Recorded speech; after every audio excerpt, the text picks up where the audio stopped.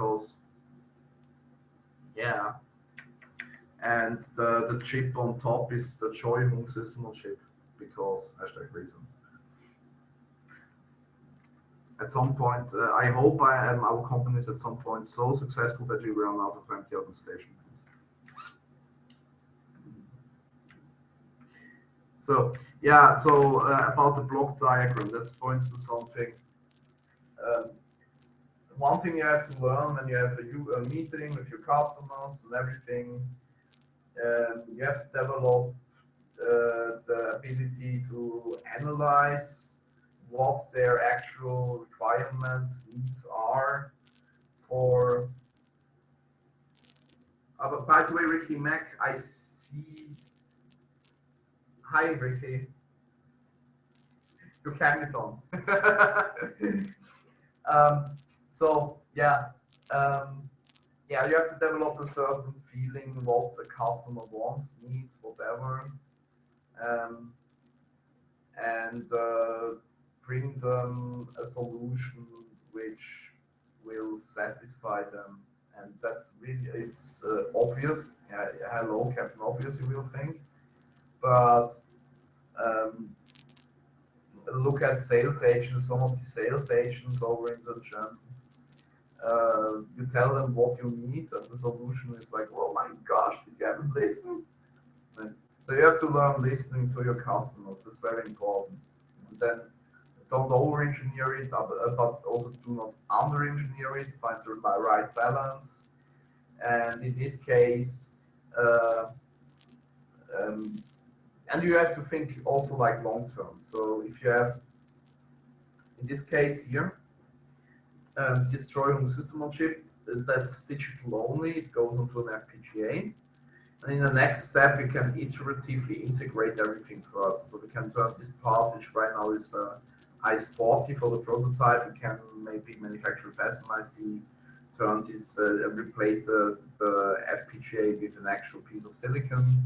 Then the flash is actually, the flash manufactured, it is a Hong Kong company, but they manufacture it in mainland China. The RAM will make you happy, it's from Taiwan. And yes, it's like the bare minimum on here. Well, bare minimum, I know certain voices say you could just skip the RAM and the flash and just do everything as. But I don't give a shit, because in the long term, I already have another customer now who's interested, a guy from India, who also wants to order this board. So I have now 2 customers in the pipeline for this product. So it doesn't seem to be so bad. So, and in general, because I stripped down the parts extremely.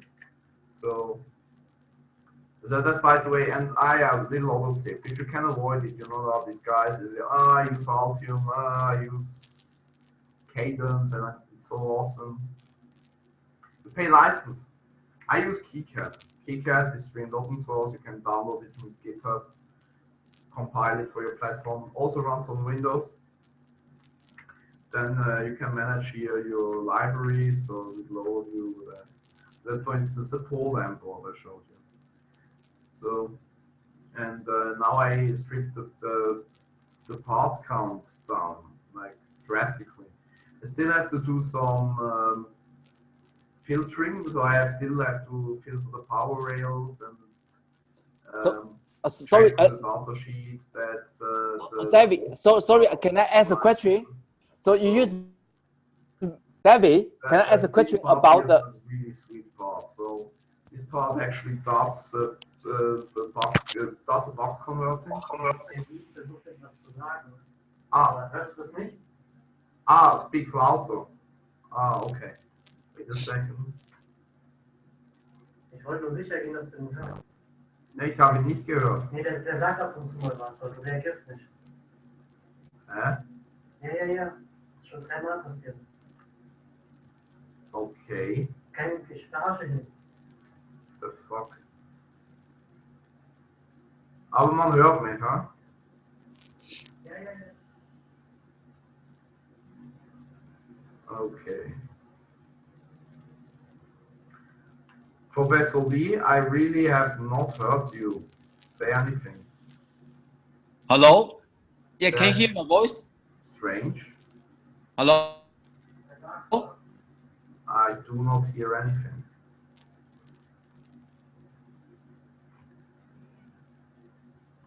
What the hell? Now you hear me, but I do not hear you anymore. What the hell?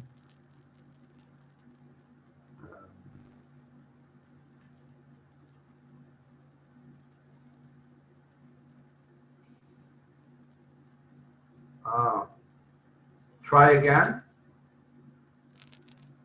Hello? Ah, now I hear you. Okay, okay, okay. So, yeah, so I had the output for the audio on the wrong device. It came out back on my computer at the HDMI port. Oh, shit. Okay, do you want to say something?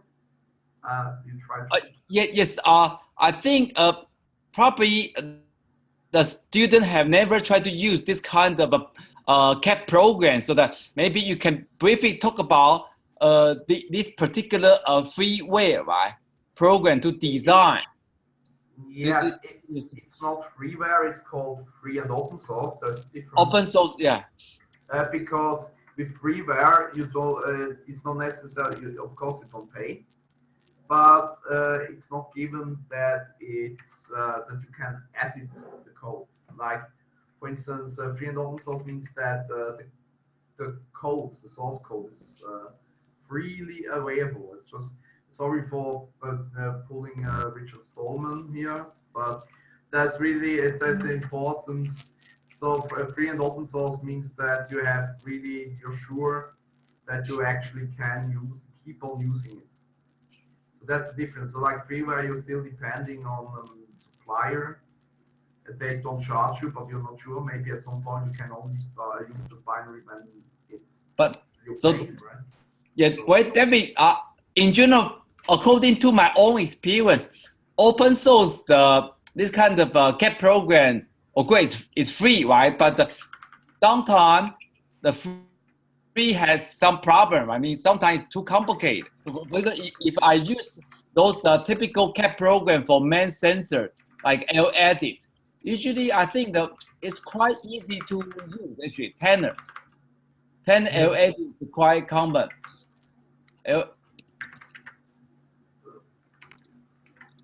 Like for instance, let's see.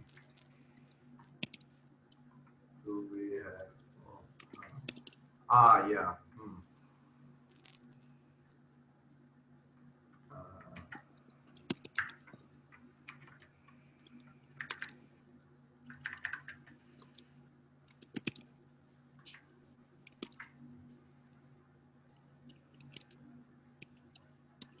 Option save input. Okay, moment. Save pay. Magic.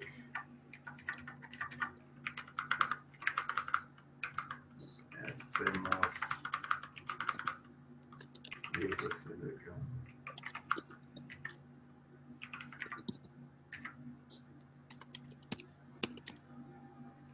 So, what? Okay. Git check out SCMOS.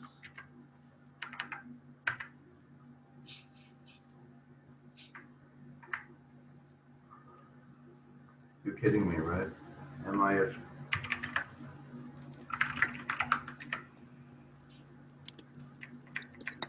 Huh.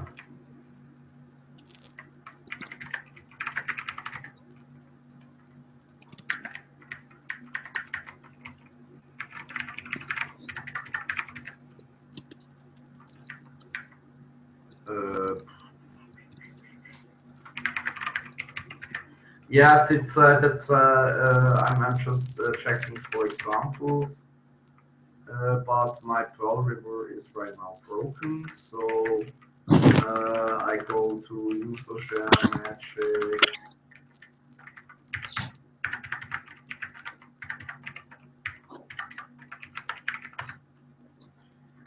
tutorial package tables. Let's say tutorial 1 ILA. Let's see what this is. To show you the tool. So, like for instance, that's here the layout tool called Magic. That's like basically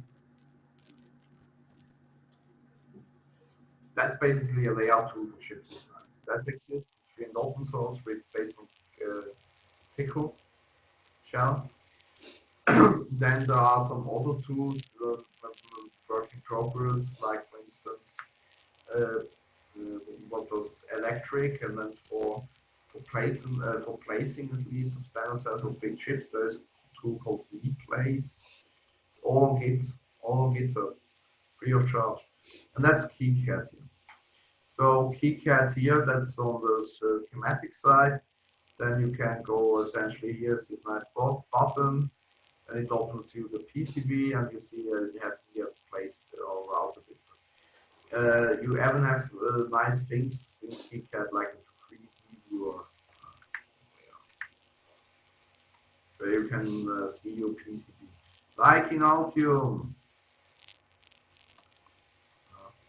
So, problem is if you make your customized footprint there, of course, no three-dimensional things put on there. So it looks a little bit broken sometimes.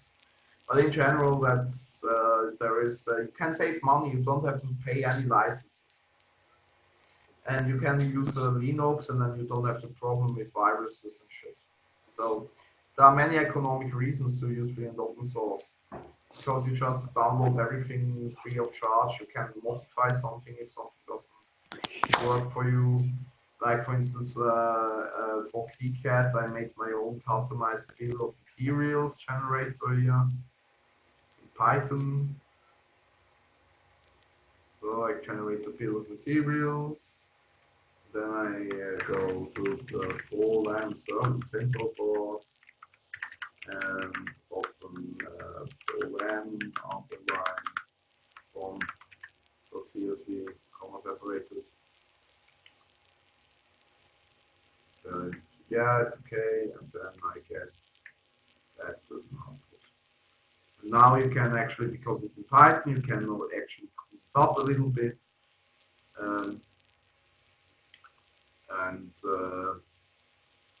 Yeah, for instance, first the prefix I'm cleaning up a little bit right now with Python, and then I have nicely formatted footprints here in the list directly extracted from the netlist.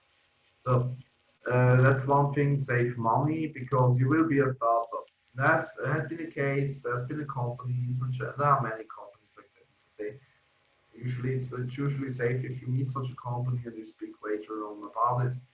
Use past tense, that's realistic.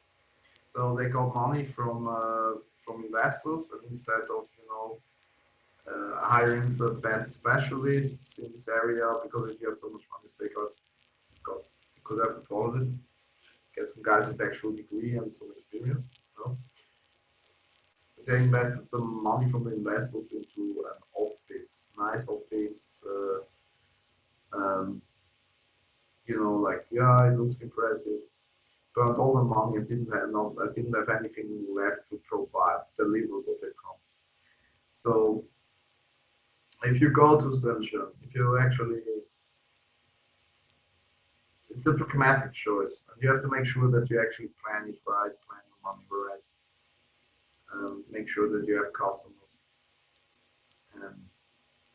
and it will be enough stressful anyway. Even if you have customers, you burn your fingers many times in many companies, because for jobs where you need a bachelor's degree in Switzerland, I had my competition there was sometimes rice farmers. So the expectations are different. So you actually have a really easy game. On the other side, you have to few super incompetent people from time to time. At least times are very open. So you have to learn to keep cool heads usually. I mean, I fuck up with that myself. I recently was with some beach chat what I left out there. But I did shout at this person on the other line. To learn to be cool, stay cool. If someone, by the way, is interested, like where is breaking my. So I showed you a little bit. So that's a test wave we right now built in the lab. Well, right now not.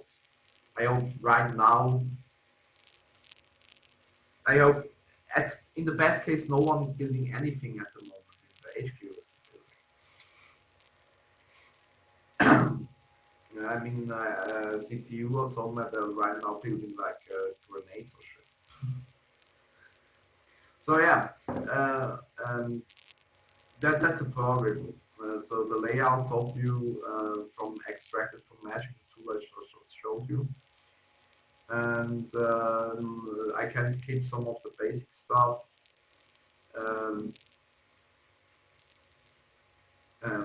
That's something Hagen does. It's standard cell generation to actually place and route it afterwards. Place it with replace, route it. Andreas will route it. Now got the package called OpenSUSE. Now I have to build the tickle script in the next few days and give him a test file to route. So yeah, because the problem is at the end of the day you want something like that.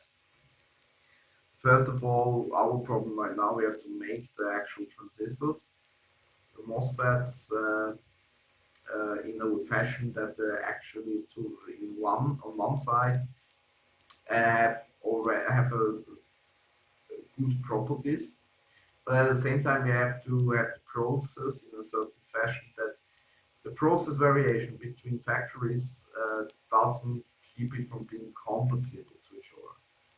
So at the end of the day, the idea is that you can take a layout, a GDS2 layout, manufacture it in HQST, say, okay, it works, and give it to a bigger foundry. That's a problem we just hit with the POL-M, to show you on the system on chip, that I want to avoid signing NDAs. So my idea was to use the OSU standard cell library. So what is the OSU standard cell library? So it's anyway a good example for standard cells.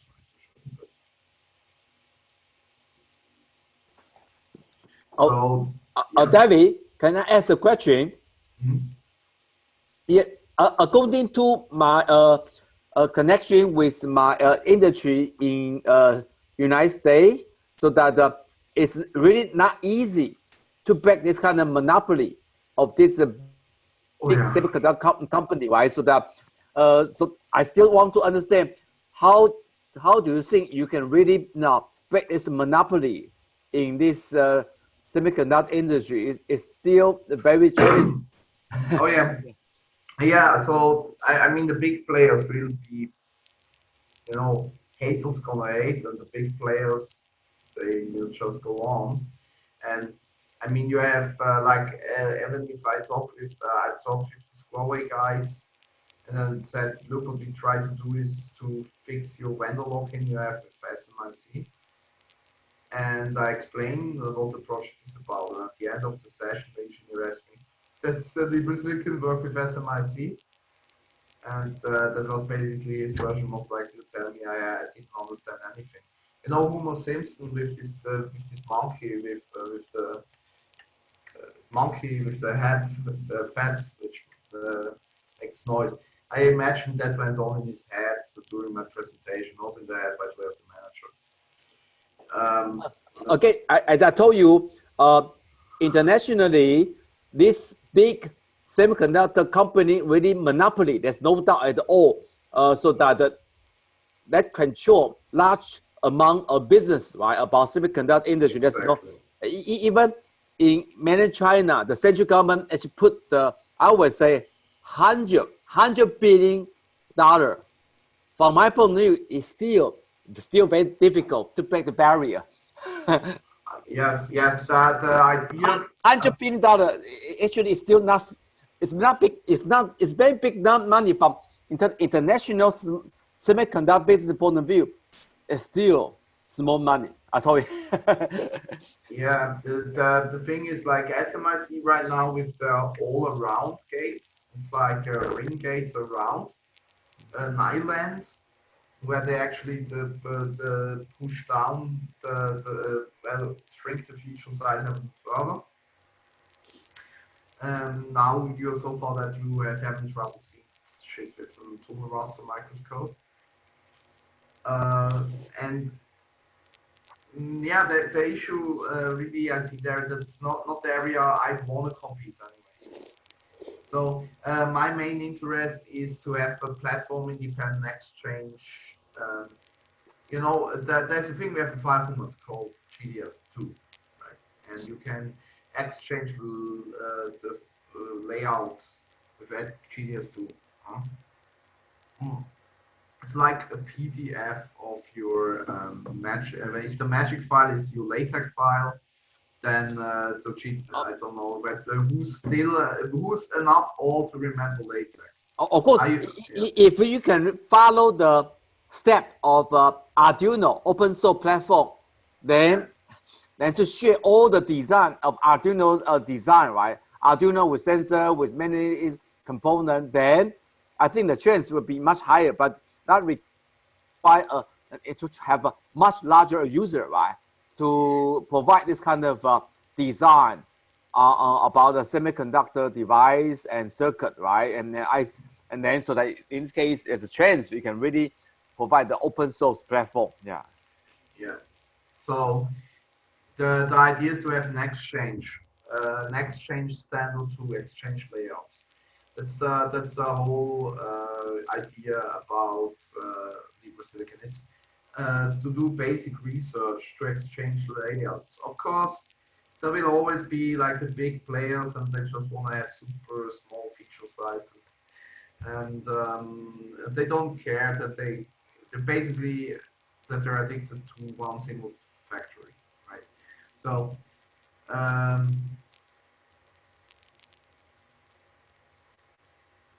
So yeah, the big manufacturers like Intel and you know, like big chip manufacturers like CPU manufacturers, they have their own fabs. They do not depend to a certain degree. They have their fab, and for them it's anyway disadvantageous to actually go and share how they build their CPUs. It's intellectual property, and the closer they keep everything to themselves, the lower the risk that something leaks. So that's the secret sauce. And at the same time, you have folks like us, and we want to make chips, and we don't want to have super high tech. You know, there's a difference. We don't need high frequency special substrate. If you make a PCB, to make a PCB, you as a hobbyist, me as a hobbyist, I usually don't need like a high frequency special substrate. FR4 is enough for me, right? And then I go to, I don't know, 30 PCBs or PCB ways or burst PCB. You know, so all these manufacturers, all these countless manufacturers in the channel, which do not even have a pronounceable English name. IBTM6010 or something.com, and then everything Chinese, and then you're just happy that you had to make an HSK1 to get the work visa, etc. Right? And then you read the page and order and explain to them what you need. Right? You need some, you use some cheap supplier, right? And this cheap supply that doesn't exist in this sense at the moment for semiconductors. So the only thing you have semiconductor wise are those multi-project shuttle runs, which still are like super nearly unaffordable for a company. You know, you have like $9,000 US, $20,000 US. for a tape out of like what 25 chips or so. It's not economic for a startup at the moment to actually manufacture their own semiconductors, and that's where I want to jump in at some point. You know, help smaller, you know, enable smaller companies like these super cheap Shenzhen PCB fabs, enable companies in Shenzhen who happen to have such equipment as well to actually offer something like the cheap PCB services just for chips. And in order that you don't have a big mass, so in order to make sure that you don't have a big mass and you have 50 small semiconductor houses, and they're all not compatible to each other. They all have their own little node now, and their own little process, and no standard at all. And especially it costs them like millions to do the R&D before they can go offline. So if you make a factory, the pain only began, because now when you get your semiconductor manufacturing setup ready, then you can get down your bunny suit and then you're doing research like we do at HKUST for years, and that's not paid. So you have to actually have this money left you hopefully have not spent for a super big bombastic office with stone wires and a big aquarium where you can swim in around inside. So stuff like that. You didn't spend money, assuming you haven't spent money as a new foundry for crap like that. Then you should have enough to kind of survive until you have the process and can take the first one. But we went into the basic research and do a process which is really, really stable and does really robust, does not require lots of equipment. And you can implement Libre Silicon with relatively low effort. Then those guys can say, okay, screw it, get some stone wires, you know. And then comes Taylor Swift, never mind. Homophones, the Taylor killed them stone wires. But anyway, Taylor Swift.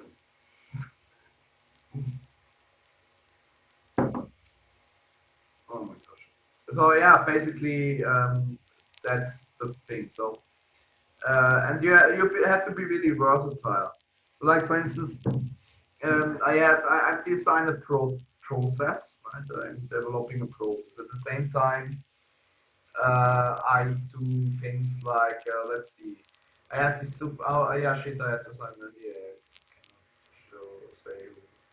Well, I can explain so much. So I had this project recently from one Central company, and they had these these beds, heated beds.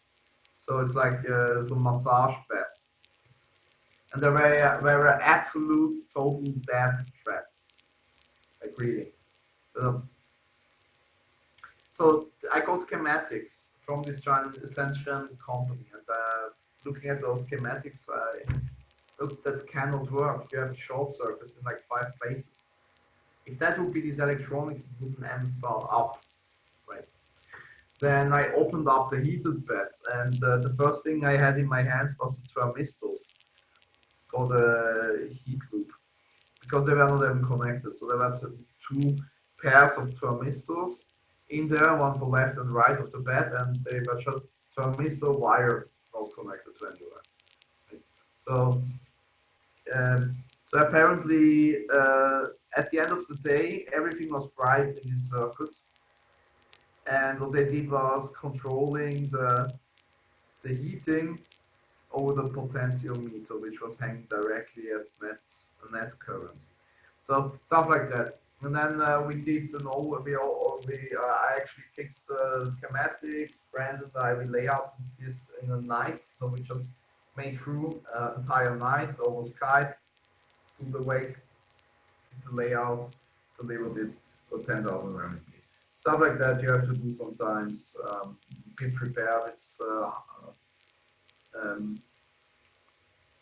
then yeah, actually it's really I was done after the first 3 slides. Just don't go in there unprepared. Don't go in there unprepared. Make sure do a market analysis. Have your skills ready. Be versatile. So for me, it was really cool. For me, it's really cool in Shenzhen because I can make use of essentially all of the things I ever learned in university. You know, I signed up for university because I wanted to be an engineer. So that's something which a chance no one gave me in Switzerland. Yes, exactly. Uh,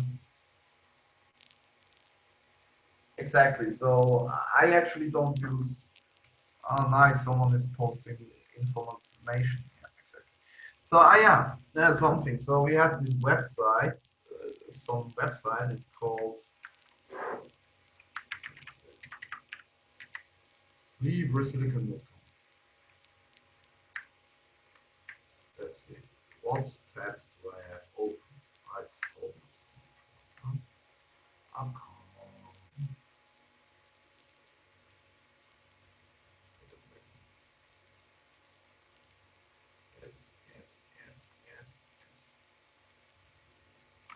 yes.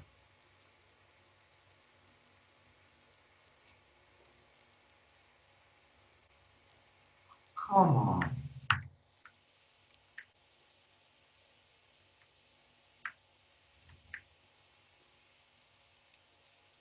So that's supposed to be I.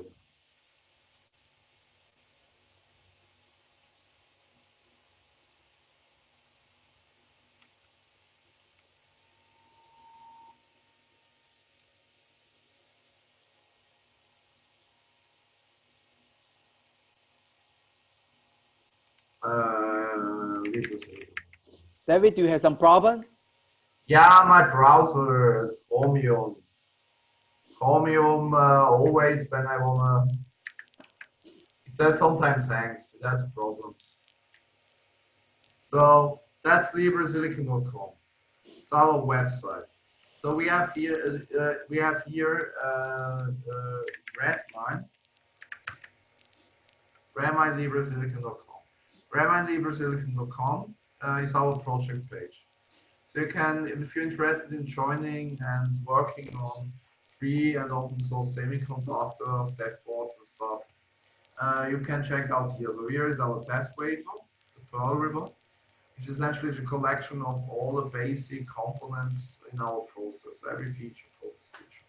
You can measure every single step of the process and fix recipes in case something fucks up. Yeah. And that's the repository of the Pearl River.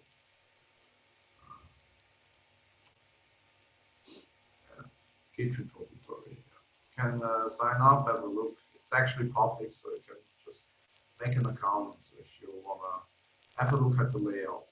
The Sierra also the GDS2 variants are provided, so you can just make a mask set and yeah, you make a mask set, it's the layers defined in the manufacturing standards. Then we have here pad cells. Pad cells are also something critical because without pad cells you cannot bond your stuff.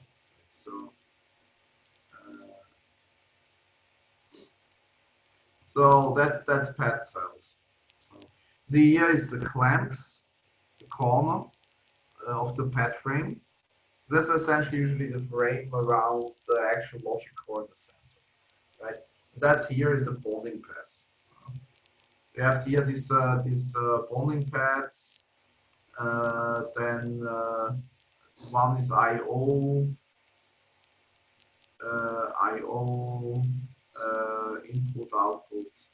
You have analog, which is a pass-through with all voltage protection. Yeah, that's basically our pad sensor. So we're developing that stuff. Then we developed then we do hardware stuff like PCBs.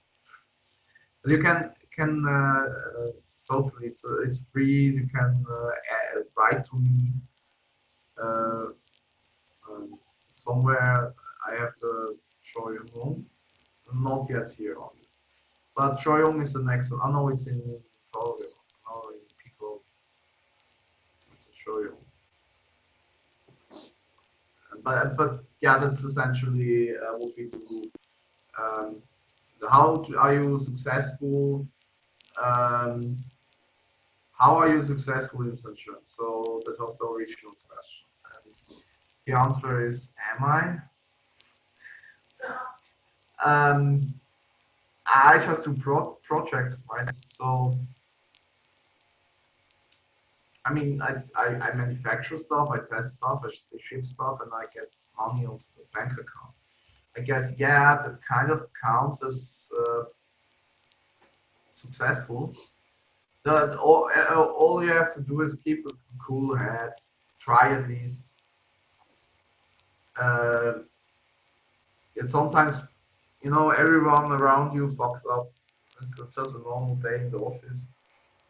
At the end, everything hangs at you. And especially when you're a startup, you don't have really the security.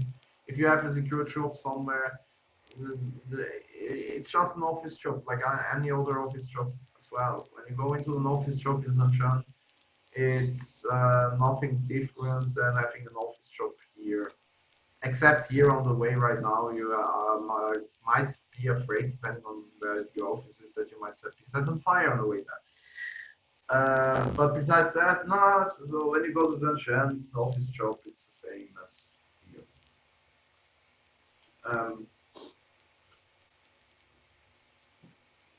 Yeah. And yeah, I mean it's 45 minutes with the train, assuming your trains go. Otherwise, you go like with a little bit more than an hour from Hong Kong Island with the bus straight to Lowu. Then it's an hour, a little bit more. But I'm used to Switzerland, so that's actually really okay travel times. And especially the buses here go more often. So yeah, I think because I ran out of topics, I don't believe it. I ran out of random topics to talk about. So. But it's also 1.5 hours already. So yeah, I made it. Let's make a discussion round, maybe. So, David, can I ask a question? What's the status of your RISC-V CPU design? I showed you the schematics, right, and it's on the PCB. Now I have to place and route it. I think that will take this weekend, and so on Monday I can send a bill of material out to Joanne, and she can order the parts for me. And in the meanwhile, I manufacture the PCB. Then the parts go from Liu Che, the guy in Shenzhen, well, with whom I founded the company. The stuff there is with Liu Che. We right now have anyway to get our the ports, which are right now at the house of Liu Che Tian, because we didn't know that it's 5 fucking kilograms, so they're like super big boxes. And so I have to go over to Sunshine anyway. He's afraid for me and says maybe Mondays, weekends might be dangerous. Yeah, but any day is dangerous. Maybe I go tomorrow or the day after tomorrow I go to Sunshine. Yesterday I was really angry because I was standing there in the Kowloon Tong, and the guy tells me, "Oh no, Lowu is closed." Yeah, want to pick up my PCB yesterday. Well, yeah. Well, today and yesterday, I think that the big traffic jam in Hong Kong. Today there was the panel discussion. Yeah. So HK Police gave a report every week. They give a public interview report, and some guys have been throwing stuff from the second bridge at I think it was not CTU, it was HKU, and onto the main hub road. But maybe that makes people think now maybe we should have more redundancies in Hong Kong in general. You know, that's in some way the aftermath is actually an interesting signal. You know, you throw garbage onto one single road and then everyone is held hostage on an island. It's kind of a construction error. um, besides that, so yeah, and at least now a bus is going from here to Kobe. Um, so I bring myself over there, and then I bring myself some stuff over here. Exactly. So problem is originally the idea was my friend comes over here and gives me the PCBs, but he's not strong enough to carry it. But because he saw that I carried like my PC, my displays, everything, you know, like no, I just carry like my own body weight in freight over the border, no problem. So he wants me over there to pick the stuff up on my own. By the way, some other thing. This liver silicon.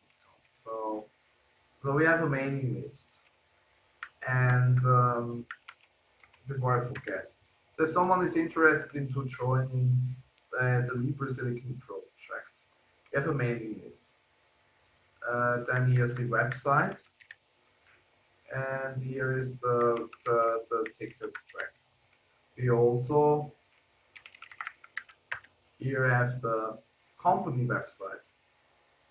It's my company. The logo of the company is essentially still okay.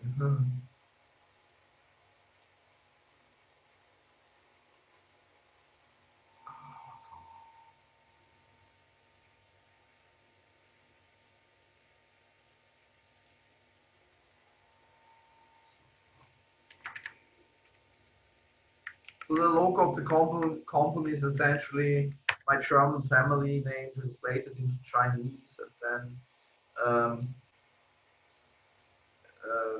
after that we turn it into a character, Chinese character. So, so here the thumbnail here is my family name as a Chinese character, fantasy character which should use it. So yeah, research and development, wafers, the product I mentioned, stimulus circuit for this heater thread. So yeah.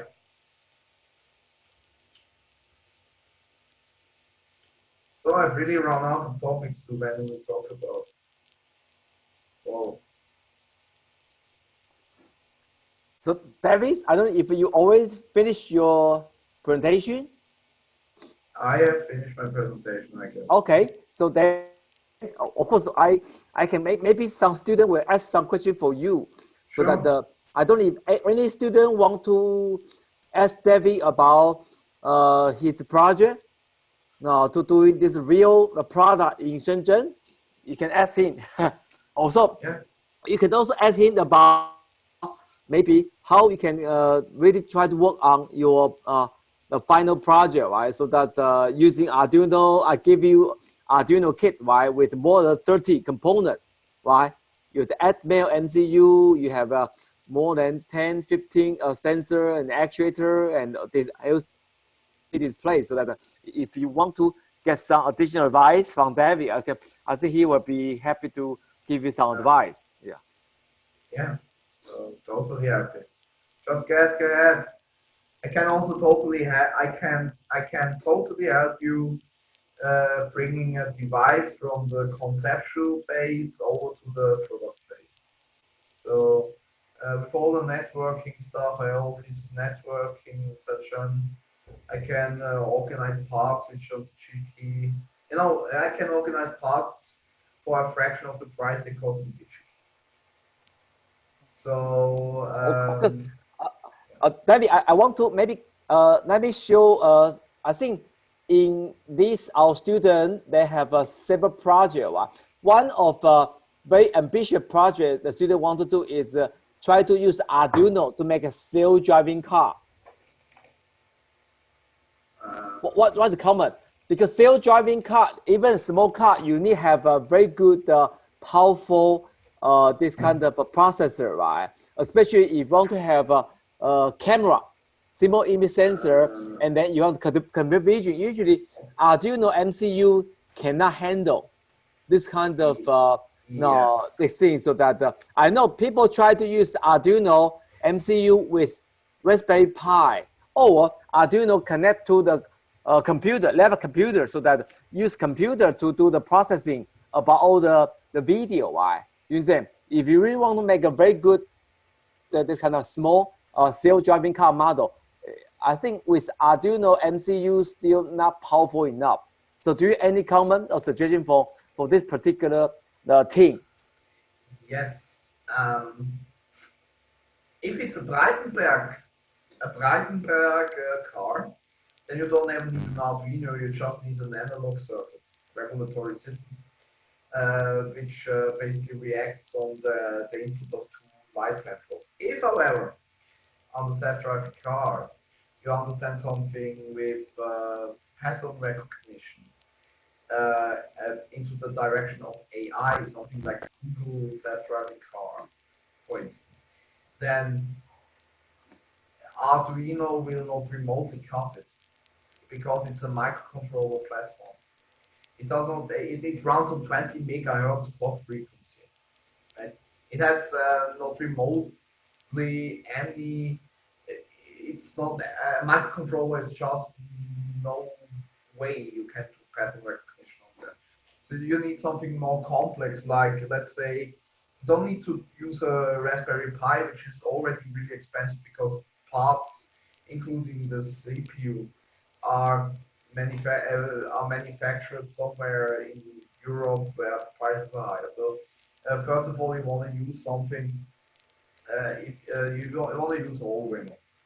Of course, in Shenzhen, I remember that some company try to sell this kind of low-cost self-driving car model. If I look at the Taobao, Alibaba Taobao.com, and I do see there's some, it's not super expensive, 700 RMB or maybe 1,000 RMB, you can buy this kind of self-driving That's why that are the super cheap, low power system on chips from Allwinner Technologies. I like the guys, they're really cool. I was there at the wedding of the chief engineer of Hong Kong. For the first time in my life, I tried buck neck. And then, yeah, but they were too disorganized, and the HR manager went into maternal leave without telling anyone that I come for the job interview. That was kind of uncool. But they have lots of interesting chip platforms for low power, low price, really cheap stuff with like $5-6. Like 42 renminbi or something. You already get like a system which can boot to Linux. If you like 42, like 60-70 renminbi, then you have the board. Then maybe chassis, sensory included, and so on around. Then you're like at 100, 200, 300 RMB. The rest of the price is paying the engineer to design it, right?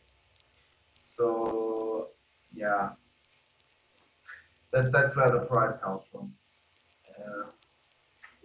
I pretty much assume that's where the price comes from. It's not really a problem. So if you want to use something, if you have a problem like that, you might want to reduce the cost. So then, not even because it's a commercial system, then if it's not a commercial system, but if you save the money, you can invest into other projects. Don't burn money if you don't have to. Right? So that's my advice. And if you need someone who helps you design hardware like that, I can give, for instance, a course. We can meet anytime you like. For me, it's no problem. It's here on my computer anyway, right? Zoom. So we can organize some workshop. I understand one of the things I did, I worked part-time as assistant for Professor Pan, professor in AI, and the class I had to take care of, they also make self-driving cars. And I also taught them how to make PCBs with KiCad. So we can do something like a workshop here where I teach you folks how to use KiCad. It's no problem. I see. That would be great if students really want to go that kind of level, because I understand for our project is it's not a very full scale the project, right? So that they don't have a final exam, but they after midterm they will have start to work on project. Of course, I already kept the whole Arduino kit with more than 30 components, right? So at least they can try to use existing they without making a PCB board. They can put all together on the breadboard and make the system, right? Arduino with but sensor with program. At some point you're And of gonna course, if you integrate. want to make a more professional one, definitely you may have to design your own PCB board become more compact, more professional. Exactly. Yeah. Exactly, and when you wanna go there, we can organize session meetings. Those are for free, those meetings. Yeah. So just write to me. Uh, just use my private email.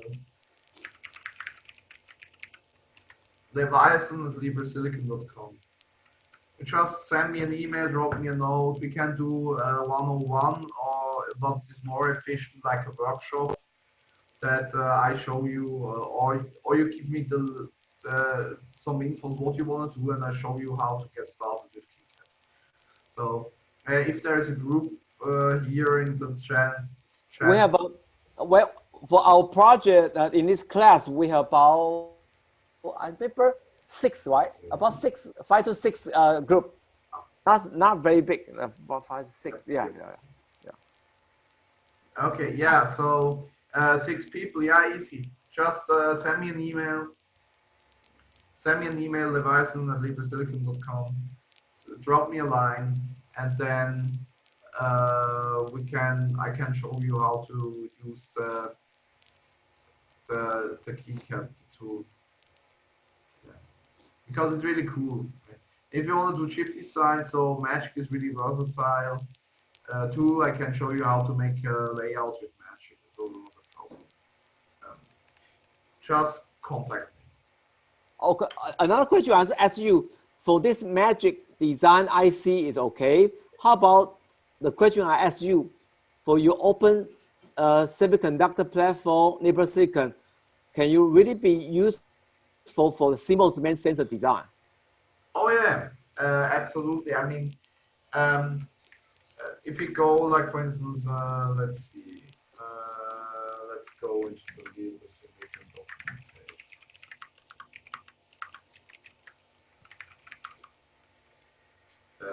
Process steps, process ITech.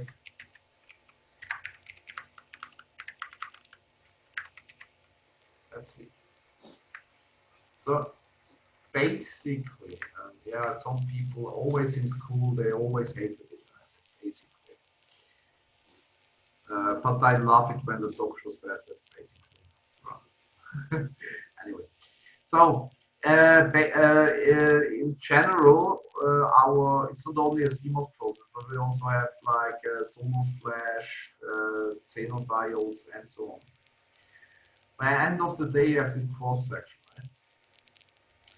And it doesn't make a difference whether this silicon area here below is the silicon substrate itself or the silicon wafer, or whether it's silicon deposited with epitaxy on top of a soil wafer.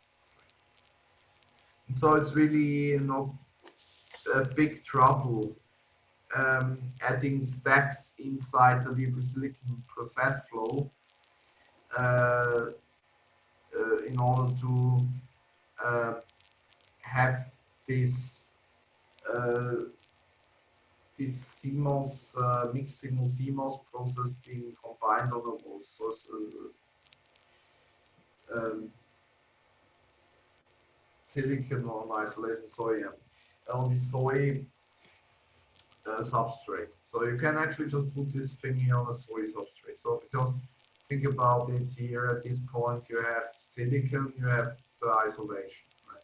So and for soy, you just start before that and do an epitaxy, and then you have another layer where the layer is generated out of the files. It's basically an area which you basically leave silicon on the soy, and around you etch it away. Or what you also can do another way is you can basically say, okay, that is a soy circuit. So after the epitaxy step, we etch away the silicon. We deposit with epitaxy everywhere where we want soy. And then in the soy you can build your MEMS circuits and connect it with the rest of the wafer. So there's many, I don't know whether it's clear what I mean.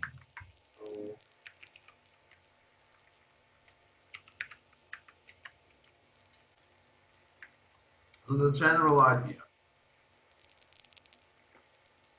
If you want to have MEMS on the same wafer, leave the silicon wafer.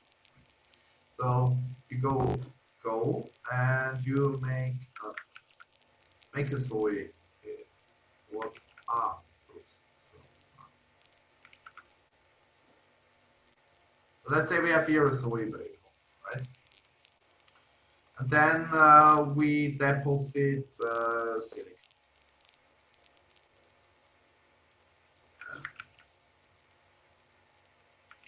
Come on.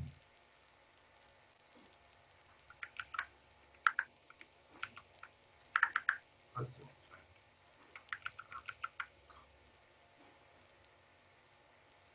Well, David, I am sorry.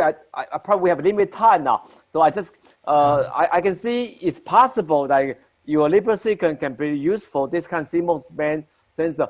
From my own experience, I think one of the difficulty, right, to use CMOS process design the main sensor is most likely, according to many, this kind of foundry, they don't provide mechanical property or electromechanical property of this the CMOS process. So that in this case, for me, it's very difficult to design and to make this kind of main sensor using CMOS process. So that's one of the most difficult issue. Yeah. Another problem I learned from my colleague who has been making this kind of CMOS main sensor for a long time. One of that is a reliability issue. When you do fabrication of deposition of maybe CVD, polysilicon, or silicon nitride, you have a stress, process-induced stress.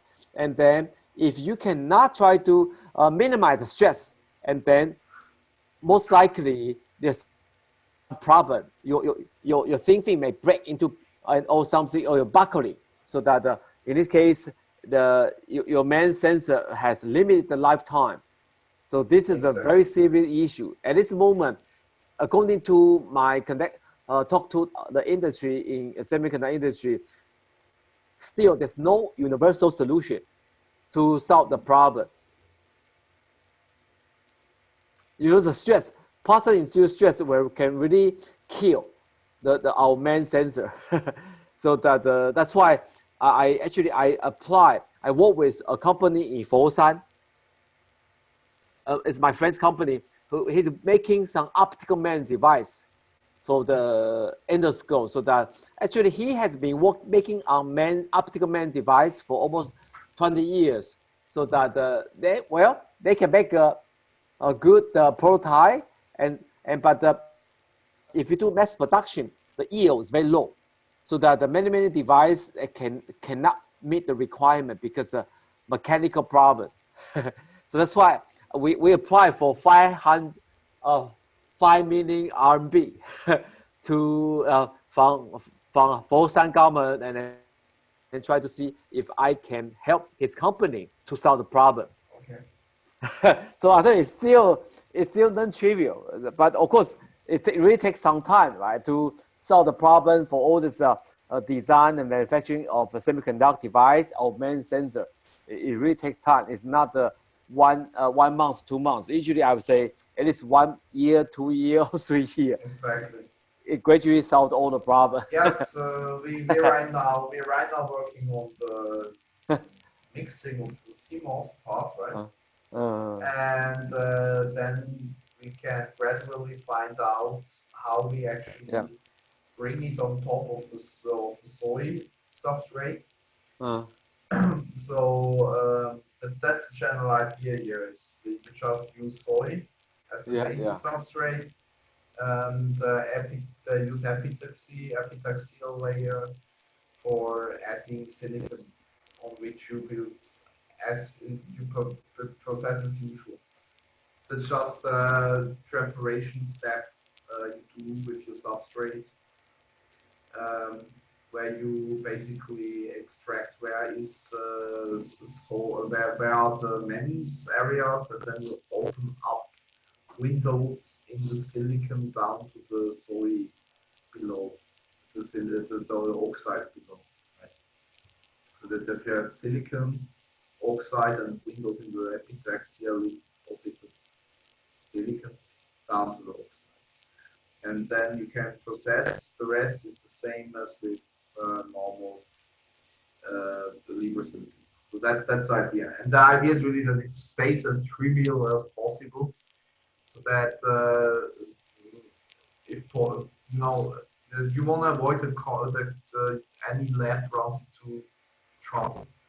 You want to have a process which is so easy, so simple, as simple as possible, so that you can actually, that it becomes realistic that multiple university labs can introduce this process standard and actually are able to reproduce results. Right. So that's the idea. I see.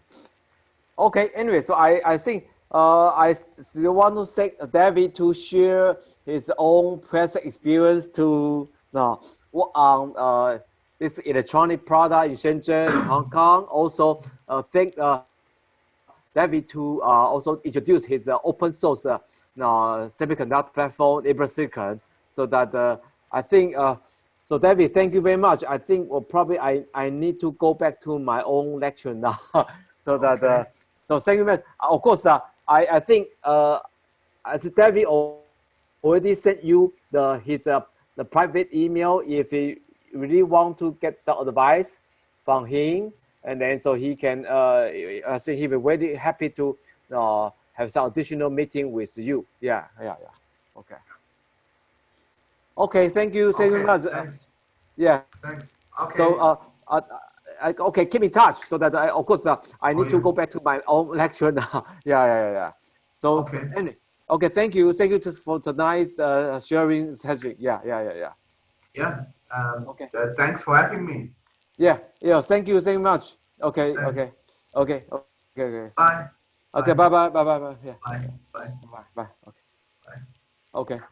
Okay. I can you unshare? So then I share my screen for my lecture now. Okay, I unshare. I already unshare. Oh, okay. Oh, great. Okay. I see.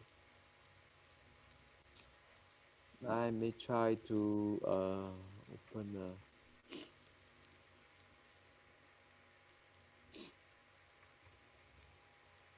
Okay, so I think I need to go back to our lecture now. So that I think up to now we already talk about the fundamental of microfabrication, and then again it consists of 4 important steps.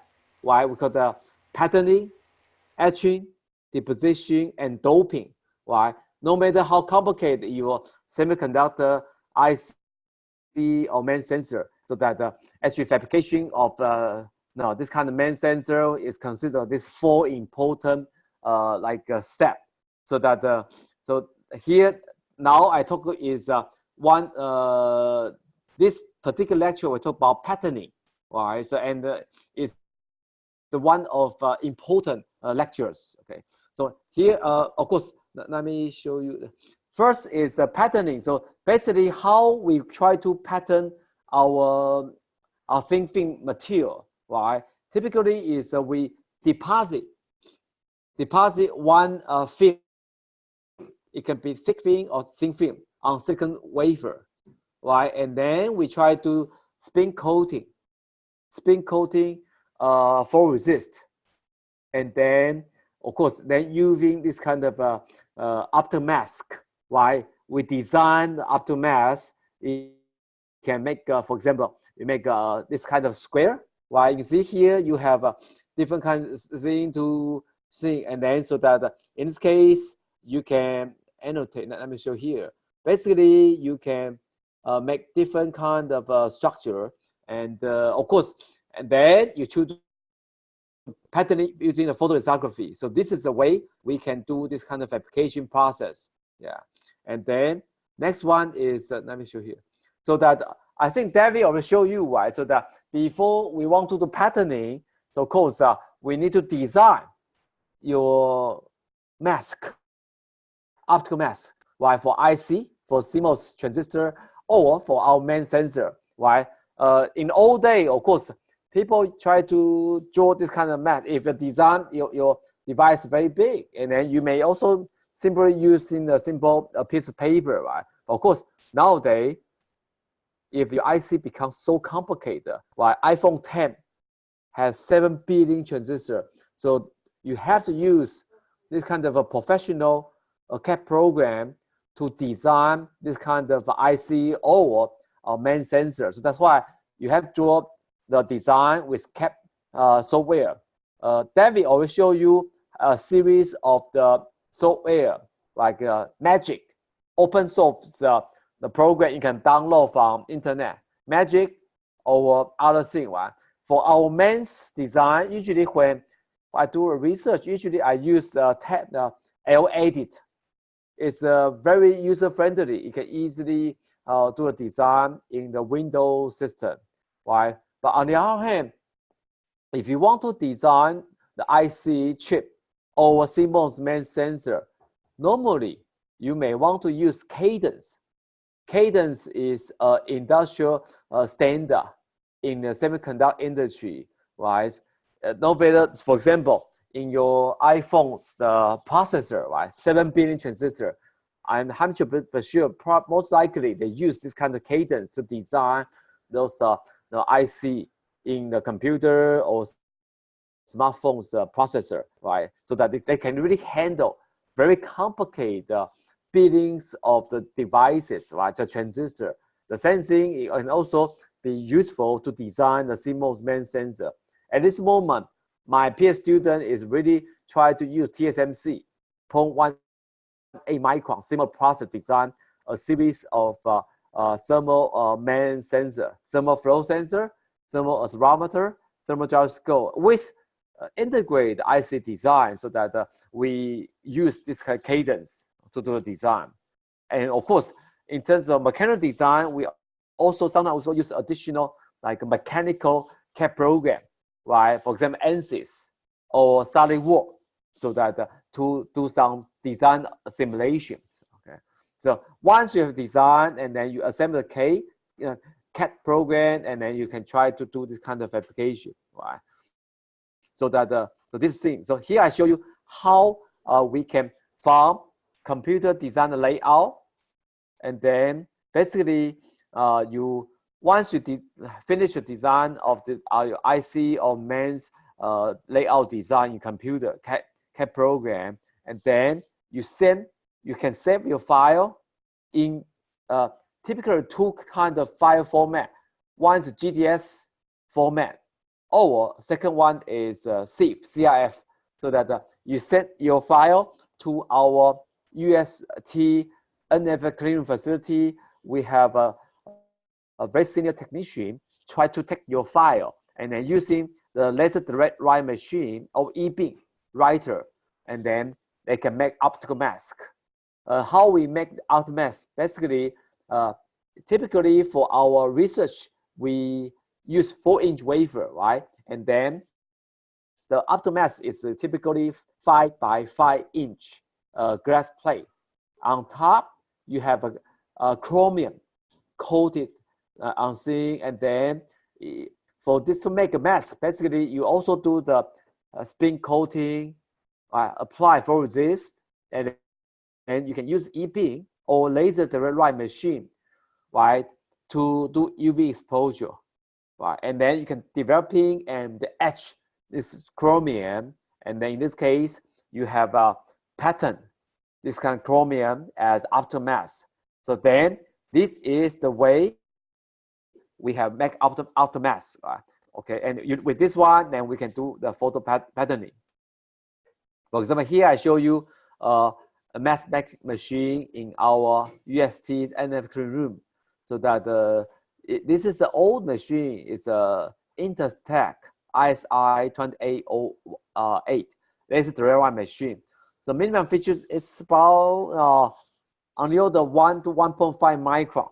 Okay, and then so that typically I show you we can make this kind of our mask on 5-inch square glass or glass, and we have chromium thin film coated, and typically we can accept CIF file or GDF file. That means if you use the mechanical CAD program, ANSYS, not ANSYS or AutoCAD, I think sometimes you can also convert.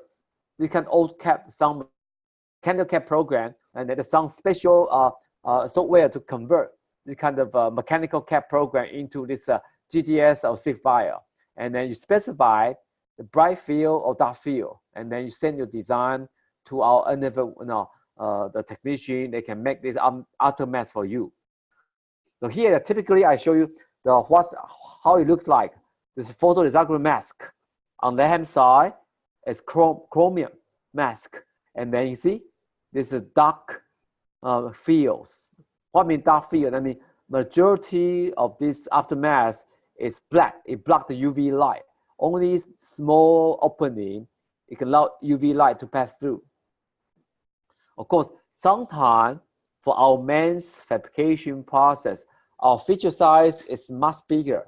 If it's a 20 or 30 micron, actually, maybe you don't need to use this kind of traditional Optomask. You may use this kind of very high resolution laser printer to make this kind of chip mask.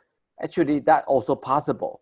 Do you understand? So sometimes we actually, my student will try to, if a student make a very big design about microchannel, then I ask them to make a chip mask using computer printer. That is possible, right, for mains fabrication. Okay, but for IC fabrication now, you have to use very advanced this kind of photoreceptor machine, right? A mask liner, do UV exposure, and then you cannot use this kind of chip mask. Okay, on the right-hand side, here I show you sometimes because emulsion. This is a low cost this kind of Optomask. Okay, here I show you. Let me show you next one. So here I show you how we can do this kind of film patterning now. So typically, again, so if you already designed Optomask, I showed in previous slide. Next one is patterning, right? So that there's a two way you can do the patterning on thin film. One is direct patterning, another indirect film patterning. Direct patterning, that means you specially, selectively do the etching of thin film material, right? For example, you have a silicon substrate, you deposit maybe oxide, SiO2, and then you have an etch mask, as we showed in previous slide, and then in this case you pattern, right, and then you see your etch mask, right, and then you do the etching, selective etching, so you can see eventually you can pattern this kind of film, right? So this is one we call the way, right? But sometimes you cannot do this kind of direct patterning is difficult. You use indirect patterning, right? So this is sometimes it's very difficult to direct patterning. You indirect film patterning. Okay. And then next one is again, let's go back to the fundamental. As you, no matter how complicated your IC fabrication or main sensor fabrication, you consist of 4 important steps: patterning, deposition, etching, and doping. Right? And here again, for photolithography, first step we do is what? Do photo spin coating. Right? So then use the spin coater, put a droplet of photoresist on top, and then rotate at typically about 1000 RPM or 2000 RPM, right? And then spread all the photoresist was uniformly coated on this kind of silicon wafer, okay, with certain thickness. So that, and then next one is UV exposure, right? That means you put this kind of wafer in our like a contact mask aligner, and then expose with UV light, okay? And in this case, for those area, expose with UV light for positive, and then you can become weakening, right? So in this case, you can do the developing and then try to do the etching, this kind of photoresist, right? So that is a patterning. So typically, what kind of light source we use? Typically, we at this moment for our main sensor, we most likely use a UV light. The wavelength is about I line. I line means 365 nanometer, the UV light, over H line, 405 nanometer. So this is good enough for our main sensor, okay? But if you look at the IC or CPU in your computer or smartphone, iPhone 10, actually this is not good enough. At this moment, for example, TSMC use 7 nanometer, right, to make iPhone 10's processor. So that time is you have used not the deep UV, it's extreme UV, right? So that you can make a 7 nanometer transistor. So that is something very important, right? The smaller the wavelengths, you can make smooth, from micro to nano transistor. So that is of course that would be very expensive. Here I show you the mask alignment, right? So that means once you have make up the mask, right? If you have two or three or two or more after mask, then you will do the patterning, and then you need to look at the alignment, right? Alignment, so that's very important, right? That means that each mask you have some alignment mark. Okay, for example, here you have this kind of shape, right? So the first aftermath, this is second aftermath, and then you try to do the patterning of the first mask on single wafer, and then your single wafer can print this kind of first alignment mark, and then once you do thing, and then for second mask you do the patterning again. In this case, you need to use UV mask aligner to gradually adjust the kind of between the aftermask and your wafer, right? And then make sure you can do alignment. Alignment, that means you have to adjust X, Y, displacement or rotation to do things. So that is a thing we do, right? For research fabrication in our UST room, usually is manually we do this kind of alignment, right? But for mass production in semiconductor foundry or main foundry, most likely you do this kind of automatic mass alignment that usually use computer in a imaging, right? Using this kind of thing that can easily do this kind of mass alignment. Okay, here I show you what's a typical alignment mark we will put on our outer mask. You can see this one alignment mark in this shape. So this kind of green, the blue one is maybe one on mask 1, and another one maybe the second mask. They have this kind of red, this kind of square, right? So this is a typical way, so I can easily do this kind of alignment.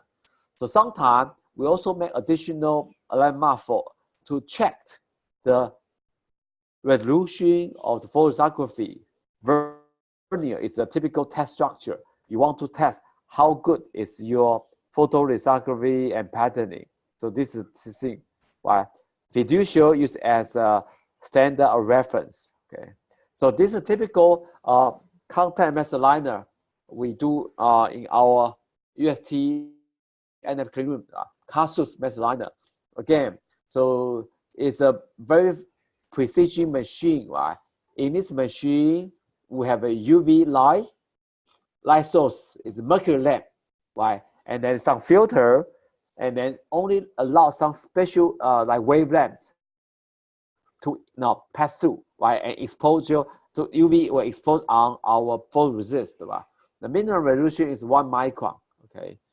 And so we accept about 5-inch square after mask, okay? Now typically for this exposure, they have several, at least 1, 2, 3, 4 type of exposure mode. Depends on the complexity of your micro machine, so that you can use different contact mode. If you have only one mask, a simple micro machine structure, then probably you don't need use very complicated line mode. But if you have a very complicated microstructure on your silicon wafer, you may need to use this kind of soft contact mode, so that minimize the proximity mode, minimize this direct contact between your optical mask and your silicon wafer. So you say the gap between the is quite important, right? Especially if you have already have very complicated 3-dimensional microstructure on your silicon wafer, then it's important you need to choose this kind of proximity mode. Okay. Sometimes or many times, if your micro machine is very complicated, the UV light, you can do top side alignment with UV on top. And then sometimes you also try to do, hello? Another thing is, if you want to do backside alignment, there's actually additional objective, use UV light to expose on the backside, okay? So here we also have a different type of contact mask aligner for the ABM machine. So this ABM machine is similar to the previous one. The only difference, the UV light also is used generated from this kind of mercury lamp. And again, the difference between this machine and previous one is we have a spatial backside alignment using infrared. But why we use infrared to do this kind of backside alignment? Well, infrared is interesting for silicon wafer, because if you use infrared to illuminate on silicon wafer, it's interesting.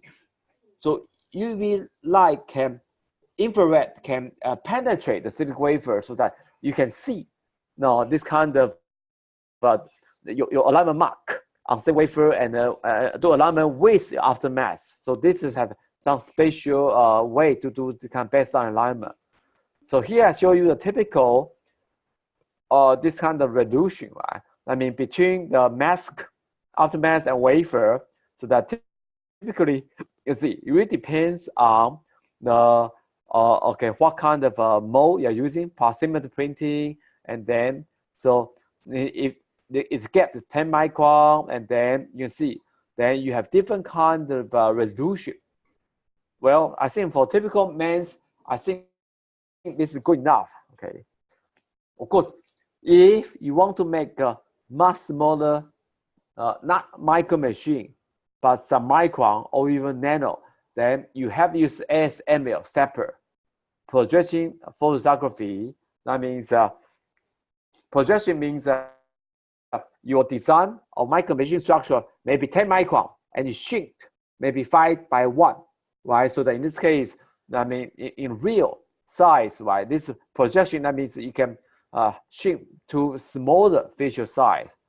Our ASML 5000 stepper is a quite old machine in our UST.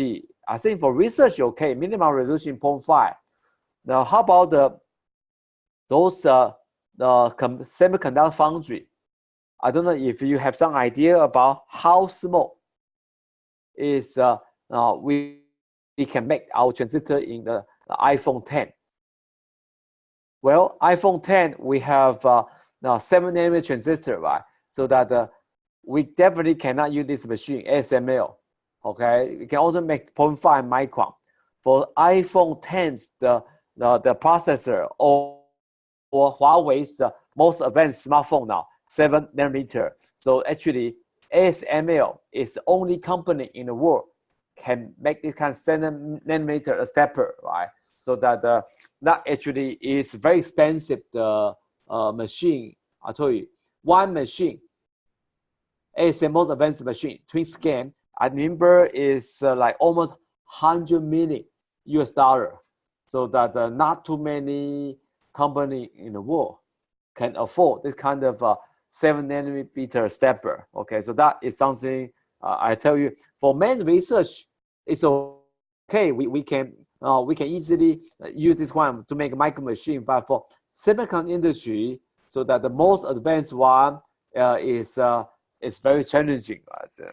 In SMC in Shanghai, right? Zhongxin Guoji, basically, I think the small feature size is about 28 or 14nm.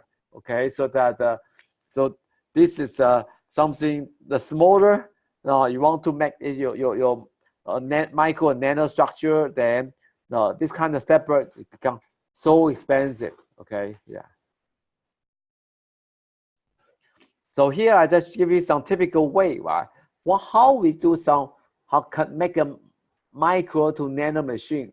Basically, it is controlled by dominant is lambda. This is minimum feature size is CD is equals what?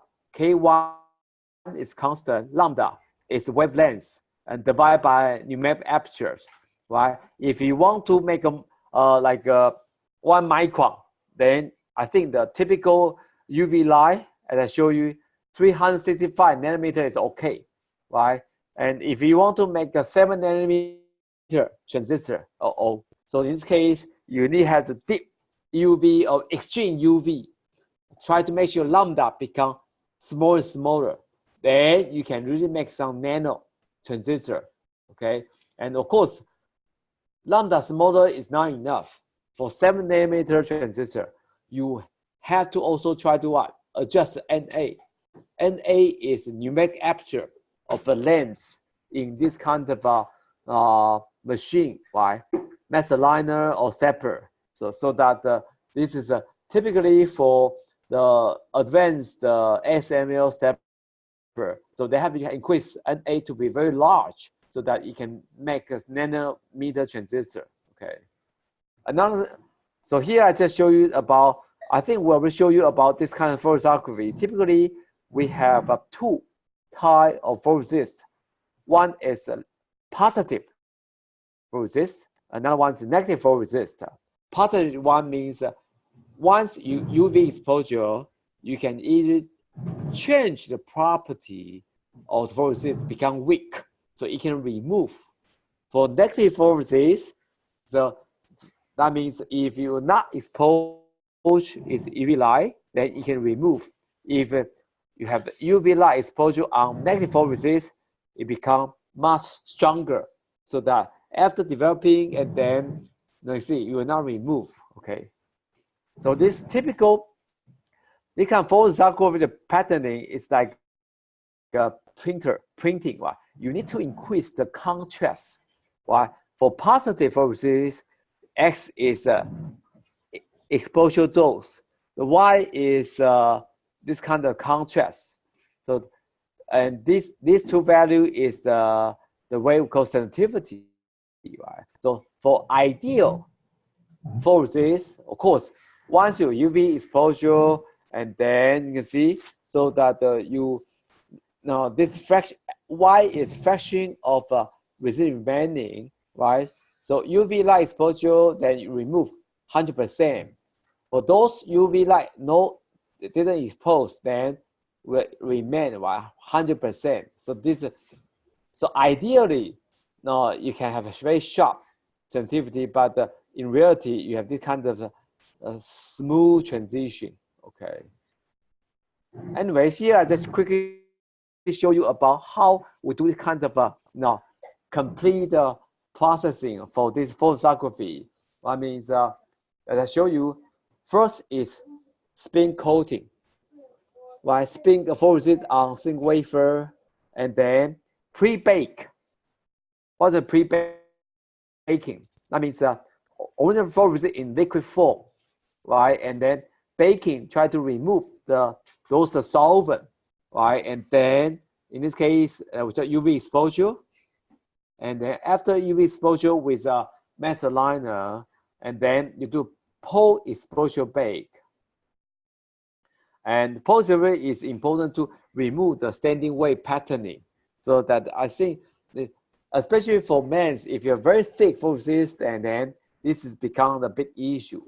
And then once you do this thing, and then do it developing.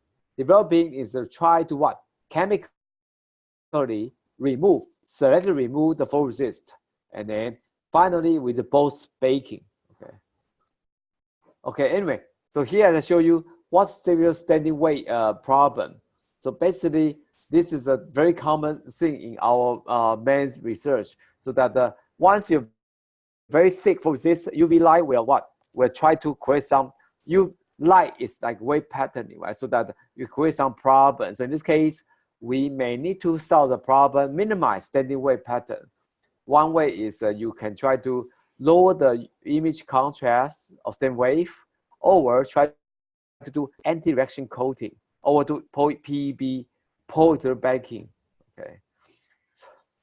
Okay, here I just show you what's the typical the mass requirement for microfabrication process. Basically, we do etch mask. Etch mask means we have make sure that we have higher selectivity, right, between the blank etch desire, right? That means etching between the etch mask here and our film, the ratio etch rate is very different, right?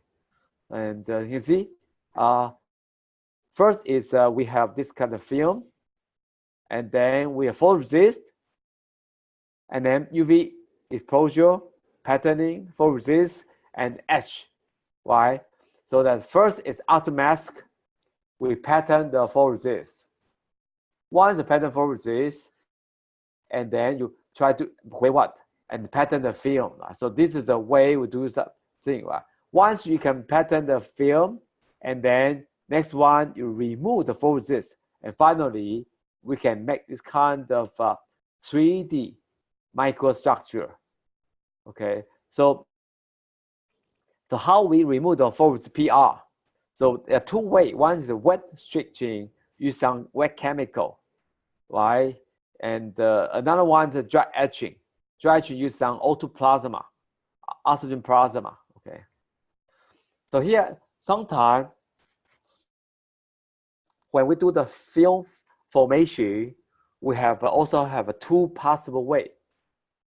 Wet etching, for example, if you want to make some microelectrode for your sensor, right, to get the signal out, right? So you have a micro machine, for example, your pressure sensor, right? So you basically you have piezo-resistive pressure sensor, and then you have some wire, major metal, right? So in this case, first you try to do deposition of a metal, and then you use a photolithography spin coating, and then so photolithography pattern the photoresist, and then once here, and then your PR as etch mask, and then you do the etching, right, to etch this selected etch pattern of your metal, for example, aluminum, right, for the wiring for our sensor, right.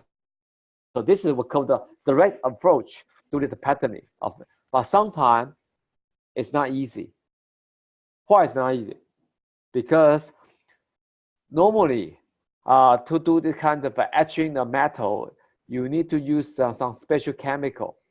You can use wet etching or dry etching, right? Dry etcher is very expensive, at least $1 million or $7 million. Wet etching, the uniformity is not good, right? Sometimes for research, like when my peer student try to do fabrication of their main sensor, so that we don't do this kind of direct wet etching. We use a lift-off process. What's a lift-off? Lift-off is a total different reverse way. First is we try to spin coating on photoresist, and then use aftermath to pattern our photoresist, and then we deposit the metal film, aluminum, sputtering the metal film, thin film. And then we try to use what? Remove this kind of photoresist.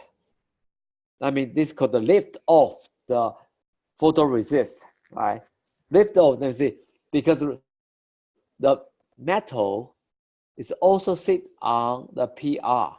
So once you lift off the PR, and then at the same time, this part of metal will be removed as well. So that's why we call the lift off process. So why this is some better way? I will show you the difference. Why? So that this can maintain much better uniformity compared with this, the number A here, wet etching.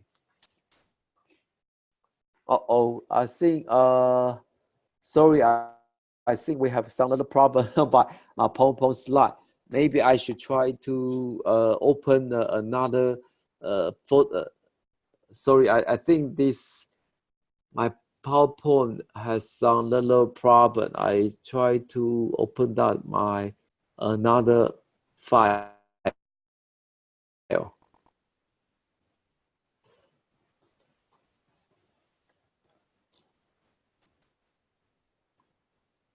Sorry, this PowerPoint has some problem. Let me try to stop sharing.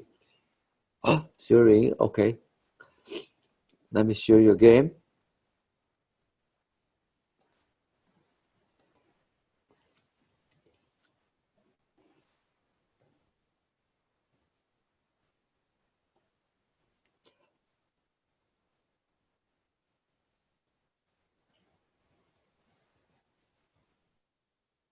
Okay, sorry. I just go back to our this.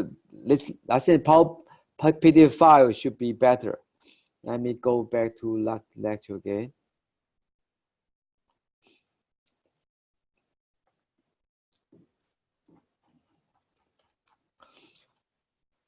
So here I show you the two kind of pattern, this kind of metal. So why this is not good? There's a reason. Okay, let me try to show you this difference. Here you see direct film formation, the problem, this wet etching. So you see, typically if you use the direct method, so that the uniformity is not very good. So this is one of my PG student, right, using wet etching. So you can see on the right hand side, there's a little defect. So this is an over etch problem. So basically we try to do some pattern, this kind of gold like a wire, right? And this black dot show it's not uniform, the uniformity problem. But if you use the lift-off process, then you see this is the lift-off process. I mean indirect film formation. In this case, you see we have much less uniformity problem. There's a compared with the previous one here. You can see there are many defects. Right, this lift-off process, this is actually it's much better and much more uniform. The pattern, this kind of a gold electrodes. That's why many times in our research cleaning facility, we use lift-off process, so that this will be much better compared with this direct etching. So how we do this kind of lift-off process? Basically, use patterning, and then follow a film formation. Okay, so you have a photoresist, and then photolithography, pattern the PR, and then you you try to deposit the most likely if a metal, you could sputtery the metal aluminum layer, and then you try to select remove, right, with a photoresist. Again, litho technique has a good, you no need to do selective etching of metal, which is expensive if you use dry etching, right? And then it's much better. And here, litho process basically you try to pattern this kind of metal layer indirectly, okay? And then so that you will be much better, okay? See, I still have some little problem.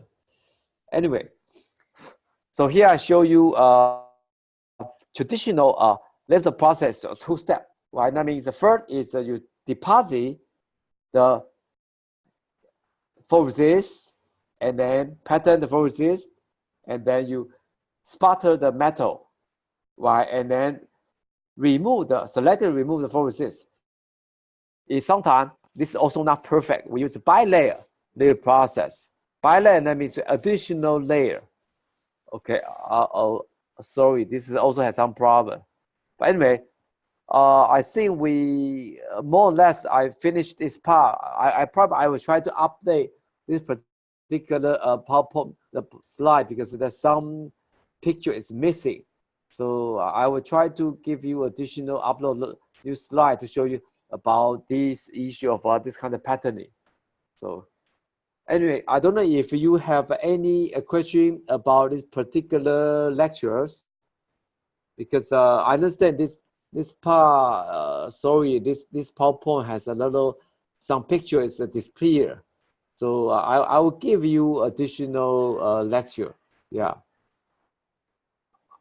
I don't know. Do you have any question for this particular part?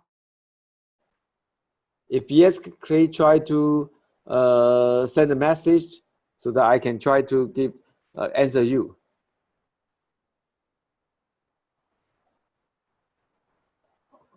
If not, then probably we can try to go to a next lecture if you don't have any question. Again, so we already talked about a series of these the project, and then so that of course every time I think I should also give you additional brief introduction about Arduino, so that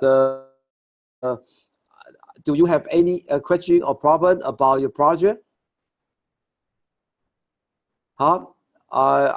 Again, I think let me try to open up some Arduino this thing, and then try to give you some brief introduction of some Arduino like project. Okay.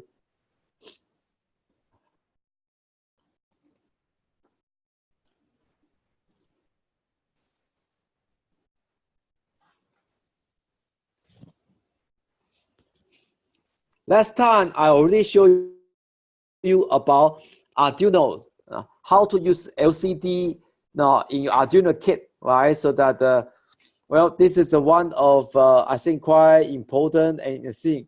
Then here I may try to talk about some additional example about this Arduino thing.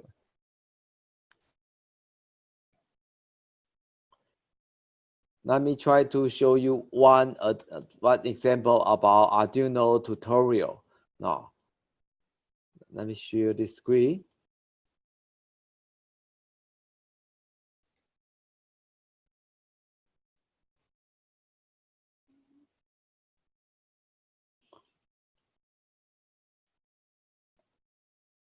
Okay, so this is another Arduino tutorial. Right? So I told you because Arduino kit I gave you has more than 30 components, but at least I gradually give you several examples. Right? Remember the first example Arduino tutorial is temperature sensor LM35, and then with the second thing is photo cell light sensor, and then I talk about LCD, right? LCD display, how to use Arduino with LCD, so that in this case you can make a standalone the Arduino system, right, without computer. So this is another interesting like display, 7-segment display. Of course, you can also look at some video, right? This kind of how to make this kind of Arduino. Let me quickly show you this kind of video.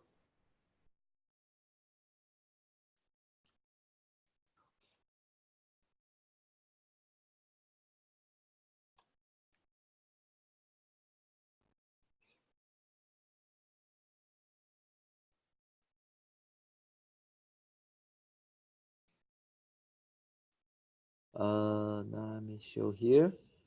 I try to open the.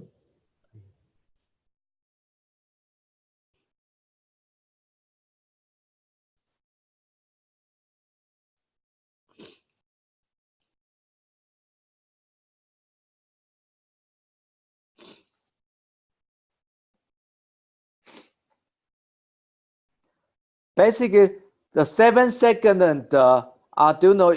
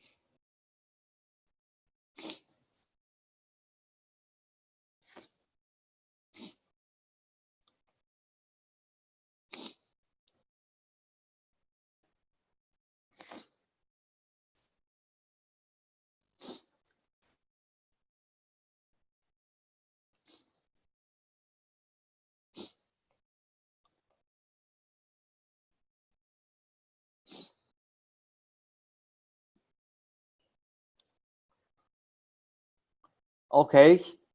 Here is show you about the video how we can try to make this kind of connect our Arduino with LCD display.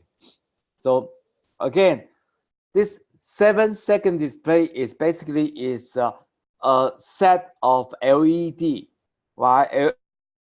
So that in case 7-second display has been widely used in the industry, right? Including, for example, LED watches or this kind of clock or some additional display. I think in the industry or in the shop, they still use this kind of LED. Now, 7-second display a lot because it's very simple and you can show this kind of a decimal number 0 to 9 and some alpha character, right? And so that's very simple and compared with LCD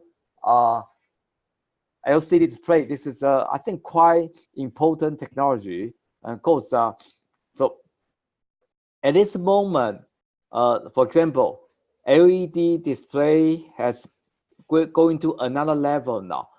In the industry, people make what? Micro LED. Micro LED is another new technology in the industry now. Like Apple, they are trying to use micro LED for new kind of smart watch or something, because if people find out LCD do have some limitation, so that all the big company, Apple and Google and some company, they actually spend a lot of money to make this kind of micro LED for the new generation of smartphone or smart watches. Okay. So here I just show you the traditional 7-second LED display. It's including your Arduino kit, right? So basically you can see, basically you have 7 segments, right? You have A, B, C, D, E, F, G, right? 7, right? Then each LED they have the label, right? So that so each component in your Arduino kit, you see they already make a label, right? Basically, it's you have a 7 LED, and then you have common ground, and then each LED your additional wire, right? So that for example, A and ground, so you can turn on, turn off LED, right? So in this case, you can do this kind of control, right? So that is thing. So basically, for this kind of SSD, you have 2 options, 2 configuration. One is common cathode. All LED cathode are connected. This is common cathode. A second configuration is common anode, right? That means all LED anode that are connected thing. Okay, so this is a 2 common way. So here I show you basically with this kind of SSD, you can easily show about 0 to 9 or A, B, C, D is very common thing. Okay, and sometimes the simple message can easily show. You can see cold soda or some maybe some warning or some other thing, right? So they are not only showing some static, sometimes some blinking mode. Okay, so basically for each 7-second LED, basically you need to control 7 LED one by one, right? If you want to turn on one LED, basically you have the apply voltage, right, on this dial. LED basically light emitting dial. So you apply voltage which is high enough to overcome the barrier voltage, dial voltage, and then you can turn on this LED, right? So turn on, that means you have light emission, right, from LED. That's quite the light emitting dial. So here I show you how we can do this LED conversion for anode at the apply at 5 volt. So basically, if your LED and then, oh, you have to be careful. You cannot simply try to apply voltage directly on LED only. Why? If you directly apply, LED is nonlinear device. Okay, if you only apply 5 volt on LED without additional resistor, what happens? It's nonlinear device. Then suddenly your let me show you why. If you don't have resistor connect to LED and then apply voltage, what happens?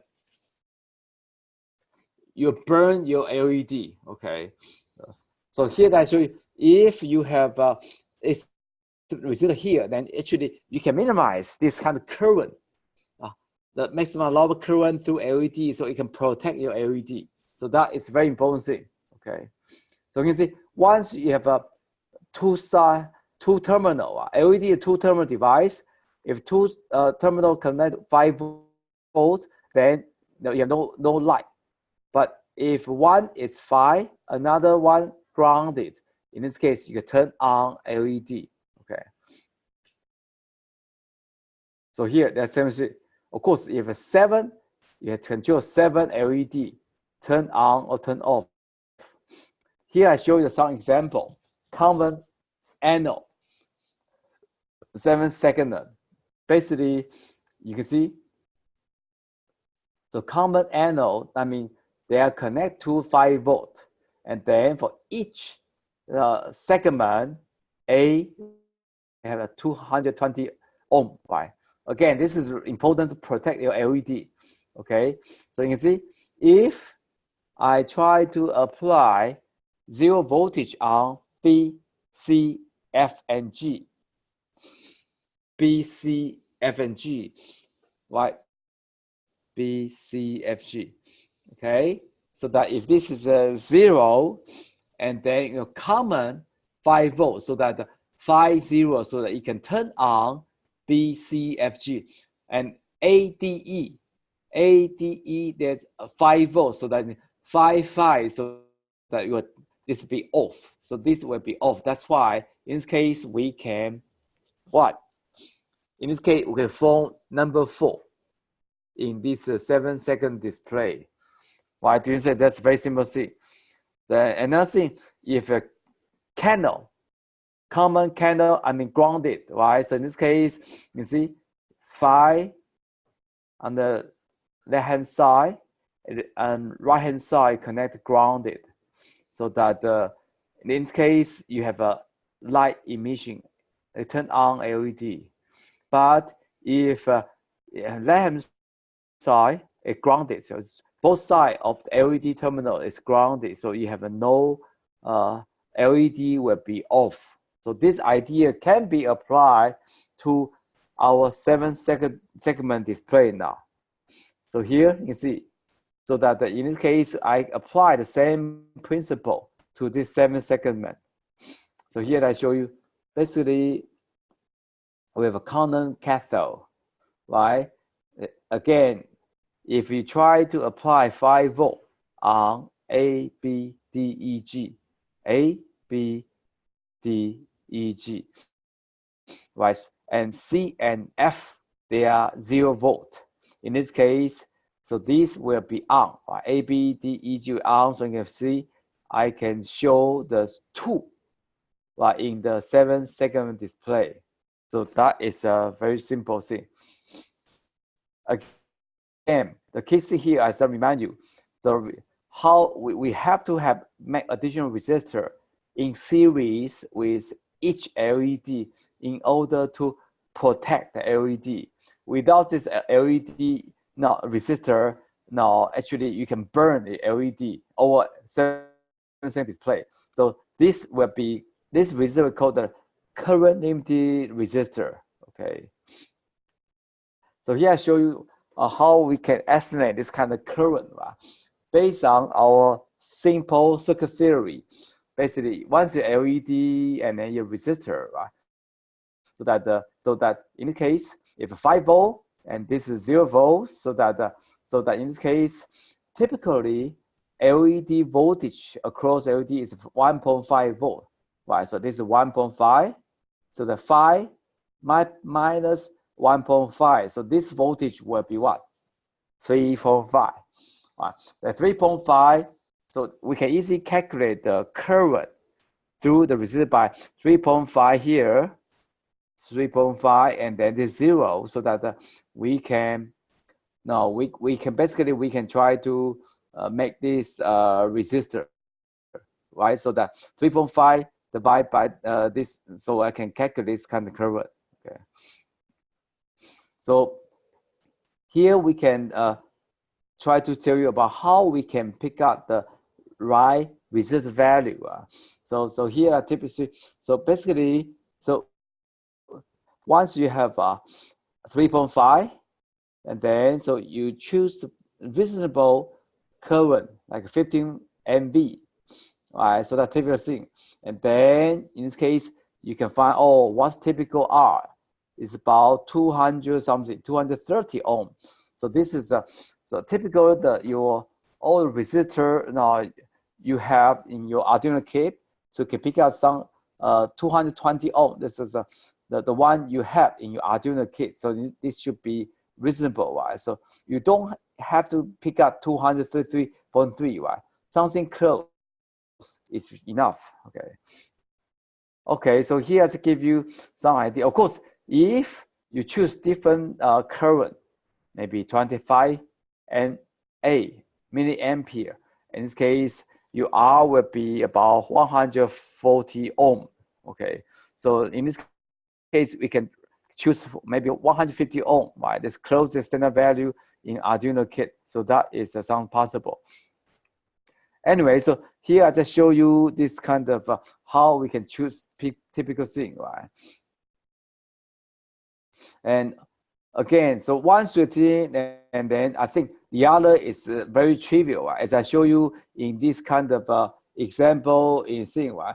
So once you can have this right choice of this kind of resistor, right? And then you basically you can try to now connect your this 7-second display with 7 resistor, and then connect to your Arduino MCU in a breadboard, and then you can write the program, or you can use the program in this. This is an online tutorial. The program you can download this kind of 7-second display Arduino program, and then follow this instruction to do the connection, and then you make this kind of LCD 7-second display work, right?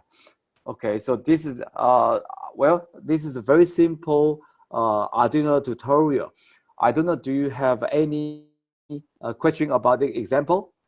Again, I think this is we have some limited time, so but every time at least I will show you at least one Arduino tutorial, so that gradually I hope that you can gradually understand how to use more and more different components in your Arduino kit.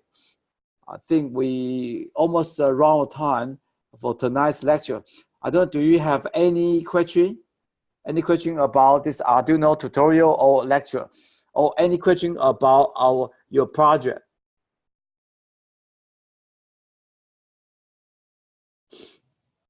Oh, we have some.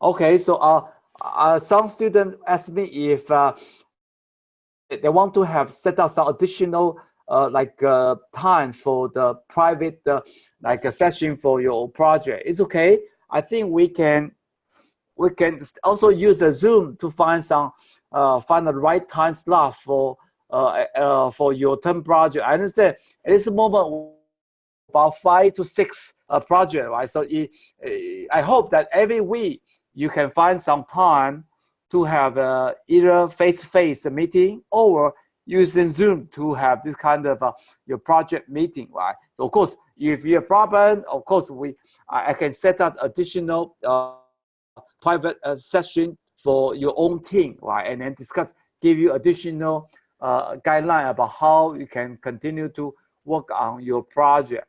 So there's no problem. Again, so try to probably still I recommend you try to use the Canvas or something to set up the right time slot, and then I can have additional like this kind of video conference session with your team, right, to give you additional advice. Okay. Again, any other question for the project? Okay, I think we almost run out of time. Okay, so we follow this kind of UST administration guideline, and we'll continue to have this online lecture next Friday, so that I said it's important. We need to finish our lectures, and of course, every time I will give you additional tutorial about Arduino, and of course, I will try to add additional information for each project because I already supervised more than 9 years this Arduino, this kind of project for you, so that I have a lot more experience. I'll add additional information for each of your project. Okay, any other question to anything? If not, probably I think it's almost the end of today's online lecture. I'm sorry, this is the first time for this online lecture, so that we have some, including me and also David, we need to find some way to make sure we know how to use Zoom. At the same time, I hope that you can also try, if this is also first time, use a Zoom. So try to learn about how to understand about all the key functions of this Zoom this kind of way. So do this kind of online lectures. Okay, I try to please try to learn more function of the Zoom. Okay, so we can have a better this kind of online lecture next time. Okay, I think it's about time. I think that's it for today's online lectures. So that again, so that we can. I'll see you next time. So that if you have some problem, again, try to maybe post your question on Canvas website. So that in this case, I can. If question, probably many other students have same question, so that I will be glad so that I can answer not only one student, and so all the other students can understand about the answer to the question. Okay, so I think that's it for today's lecture. So that okay, good night. Okay, bye bye.